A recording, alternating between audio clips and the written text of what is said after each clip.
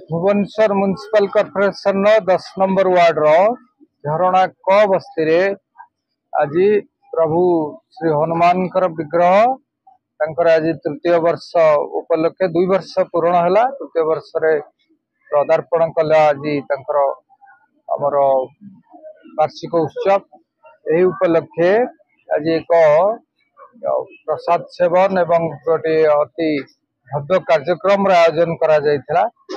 एथिरे आमर समस्त बस्ती बासिंदा उपस्थित थिले।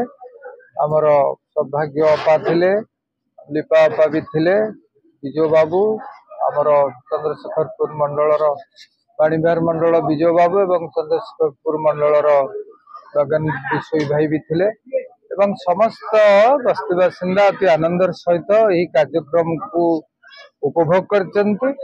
एवं मु प्रभु श्री हनुमान जी पाखे प्रार्थना करी बस्तीर समस्त व्यक्ति विशेष मंगल हो, समस्ते भल रुहतु एवं प्रभुंकर आशीर्वाद रु बस्ती सब वर्ष यही भाव में भव्य आयोजन कर। धन्यवाद, नमस्कार।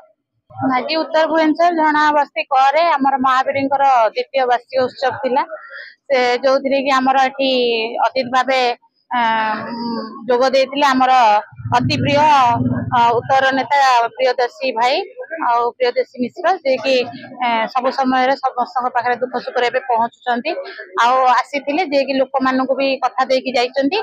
एई बस्तीर जो कौन समस्या अच्छी से बहुत शीघ्र तार समाधान करेंगे।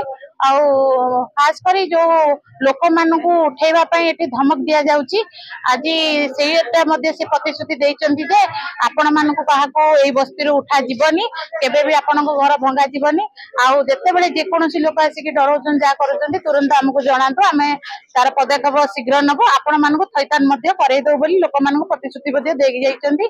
आउ मु बहुत बहुत खुशी एटी सब बेले एई कार्यक्रम जारी रही था।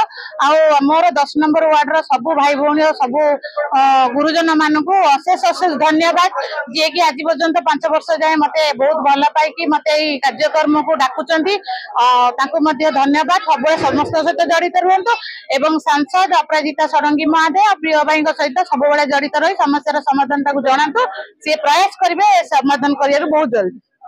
नमस्कार, जय श्रीराम। मु उत्तर Bhubaneswar 10 number ward youth leader.